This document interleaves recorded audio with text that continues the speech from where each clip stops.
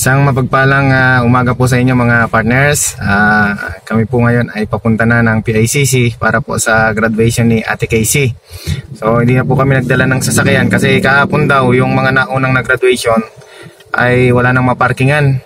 So layo raw ng parking. So nag-decide kami na makisakay na lang kami dito sa kapitbahay namin. Nagpahatid kami kay Joel, ito siya oh. So mas maginawa, pagkarating namin doon wala na kaming iisipin pa. So samahan niyo po kami at tingnan natin kung masaya po itong graduation ito, siyempre lalo na sa amin mga magulang.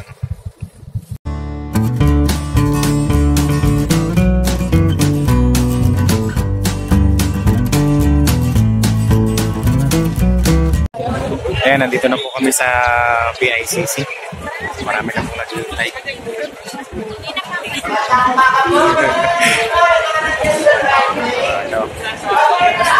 Mamaya pa naman pong 8 ang pero maganda na dito na kagad.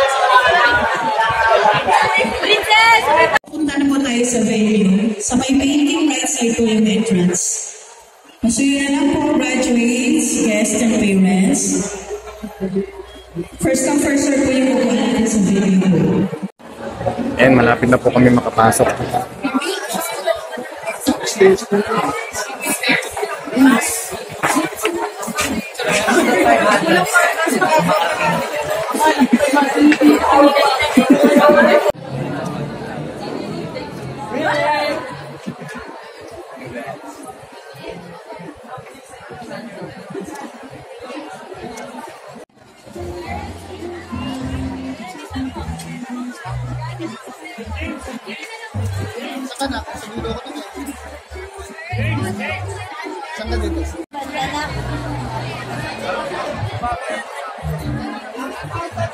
Nandito kami sa diba?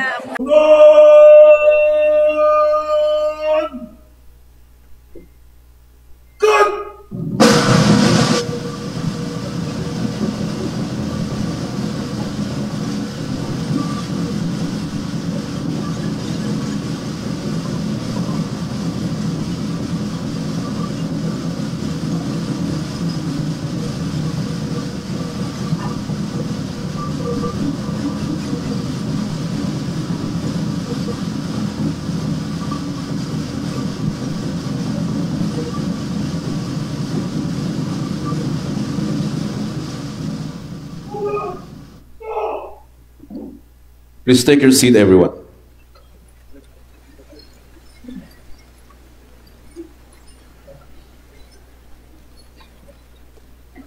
Presentation of candidates for graduation by the deans.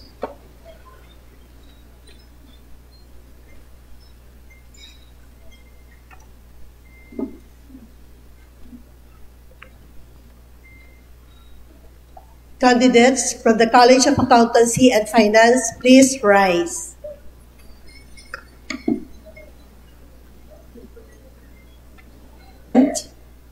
I had the honor to present to you the candidates for the degrees Bachelor of Science in Accountancy, Bachelor of Science in Management. Take your seats.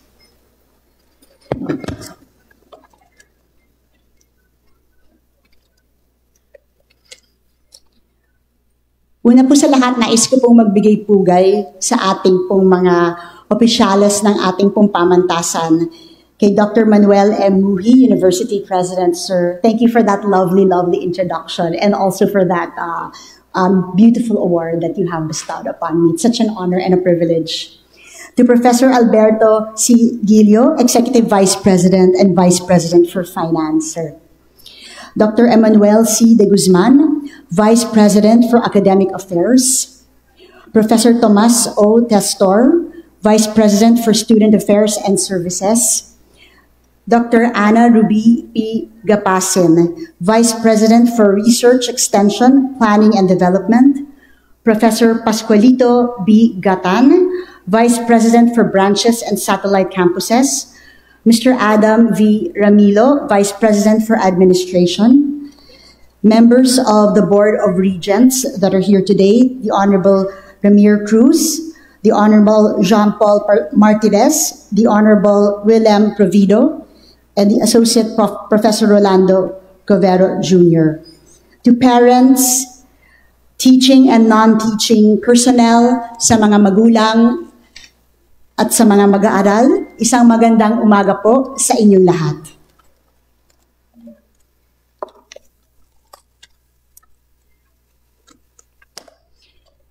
Isang maligaya at magpagpalang araw sa lahat ng mga scholar ng bayan na magsisipagtapos ngayong umaga.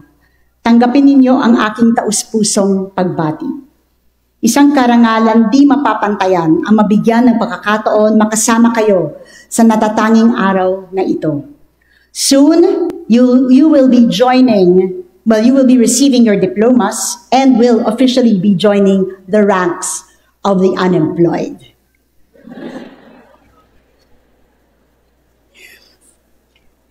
Pero pansamantala lamang ito. According to a credible survey, PUP has been and remains the top school where most employers source their talent. Mapagobyerno o pribadong sektor, kayo ang gustong kunin.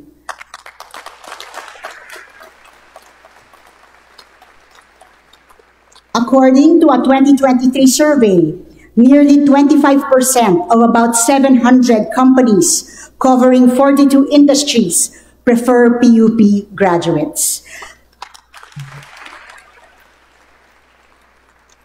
This is because of the widely held perception that you are effective team players, hardworking, and willing to learn. In the same survey, my own alma mater did not make it to the top 10. Mayayabang daw kasi ang mga taga dun. Samantalang ang mga taga-PUP mapagkumbaba. And even St. Augustine agrees that humility is the foundation of all virtues. Thinking less of ourselves allows us to shift our attention on others. And studies show that in the workplace, when we empower and Magna cum laude. Cuartero, Casey. Magna cum laude. Quebec, Jade Ann. Magna cum laude. Kinahon, Shailene Kyle. Kitay, Ram Christian. Magna cum laude. Rada, Wendell Jean. Cum laude. Radin, Vanessa. Cum laude.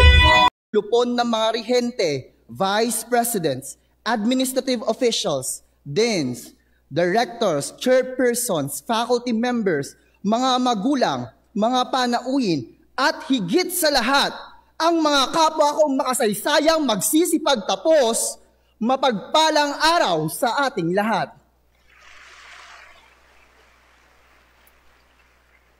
Noon pa man, hindi ko pinangarap na magsalita sa harap ng napakaraming tao at magbigay ng mensaheng nagbibigay inspirasyon sa lahat gaya nito, sapagkat takot ako na magkamali at gawing tampulan ng tukso. Bukod pa ron, hindi ko rin alam kung paano kayo maaantig sa aking kwento. Bukod sa ang nakatutuwa lang sa akin ay ang pangalan kong Tuesday Baby, na hindi pinanganak ng Tuesday. Ngayong araw na ito, hayaan ninyo akong ibahagi ang kwento ng aking biyahe na nagsimula isang araw noong Martes. Sa 17 taon ko na nag-aaral, masasabi ko na isa akong bida-bida. Marahil marami sa inyo ay pamilyar sa salitang ito. Ngunit, hayaan ninyo akong bigyan ng konteksto ang salitang gagamitin ang karunungan mula sa iyo.